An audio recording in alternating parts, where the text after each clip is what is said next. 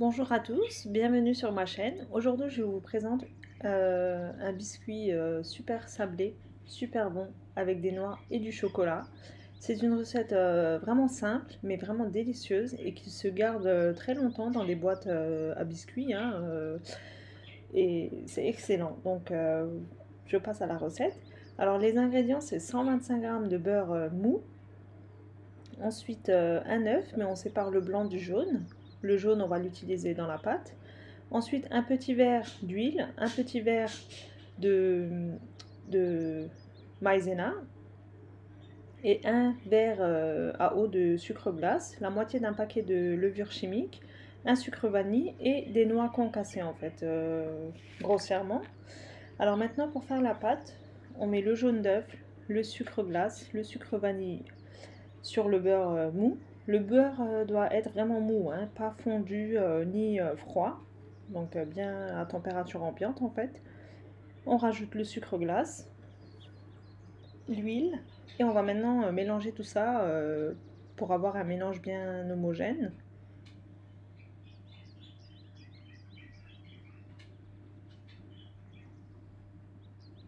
Vraiment, c'est des biscuits qui se gardent vraiment longtemps et avec un café ou un thé, ça passe vraiment bien.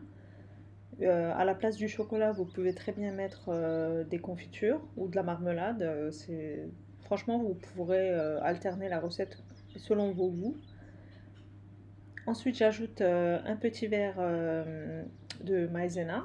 Une fois que j'ai bien mélangé le mélange beurre, sucre, huile. Le blanc d'œuf, on le met de côté, hein. On va l'utiliser une fois qu'on va façonner nos boules. Voilà, j'ai bien mélangé, j'ai bien intégré la maïzena aussi. Et maintenant, je peux rajouter ma farine avec mon demi-paquet de levure chimique.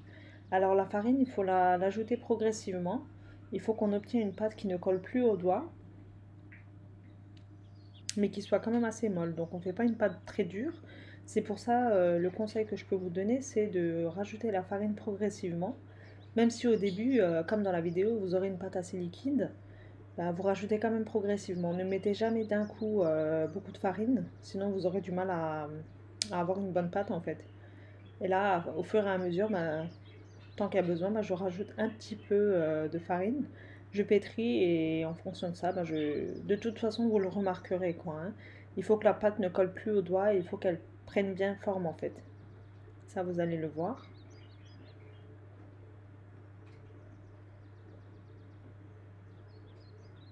Voilà, une pâte comme ça. Vraiment bien molle, qui colle pas au doigt et qui prend forme, comme vous voyez. Maintenant, on va façonner des boules pas vraiment grosses, des petites boules comme ceci. Là, je vous montre le premier exemple. Là, une fois que j'ai façonné ma boule, je l'aplatis légèrement et je la passe dans le blanc d'œuf et ensuite dans les noix.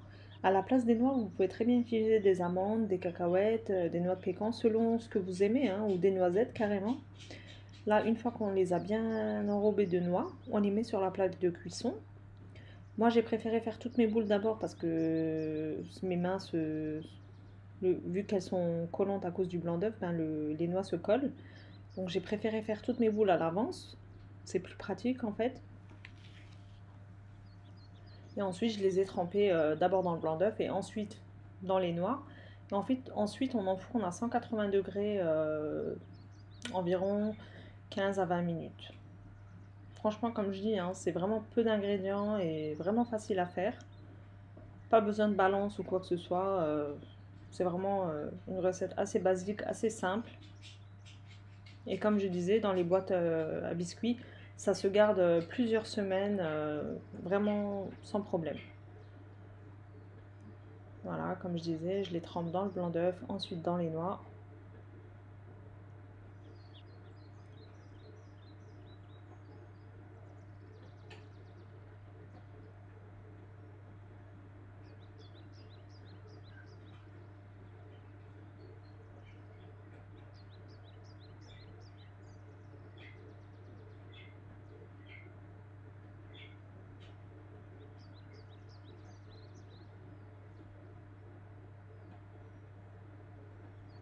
Une fois que j'ai fait tous mes biscuits, je vais prendre, vous pouvez prendre le dos d'une cuillère en bois en fait, et on va faire nos petits trous au milieu de chaque biscuit pour avoir le petit creux en fait, pour pouvoir mettre du chocolat après la cuisson.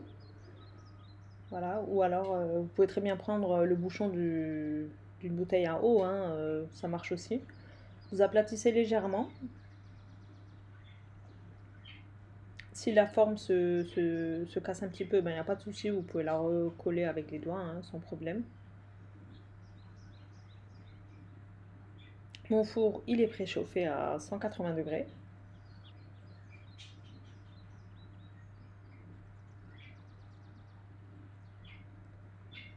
Et en milieu de cuisson, vu que les biscuits vont gonfler, vu qu'il y a de la levure chimique dedans, vous reappuyez au milieu de chaque biscuit, parce que ça va être tout plat sinon.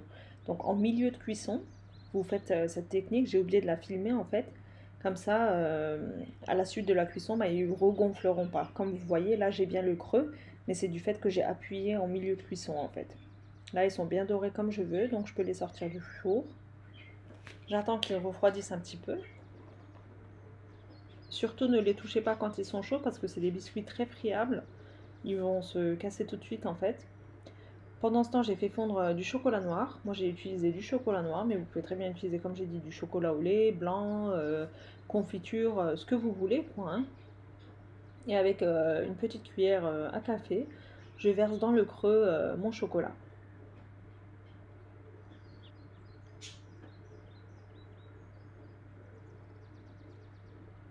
Vraiment, c'est des biscuits super bons, hein. N'hésitez pas à tester cette recette. Vous m'en direz des nouvelles, j'attends vos commentaires en fait.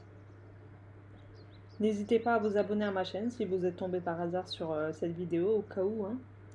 Donc voilà. Une fois que j'ai versé tout mon chocolat, je laisse refroidir, je laisse durcir du moins le chocolat tout seul sans toucher en fait. Et après, ben, une fois que le chocolat a durci, vous pourrez les mettre dans une boîte hermétique qui prend une boîte à biscuits, hein, l'idéal c'est ça.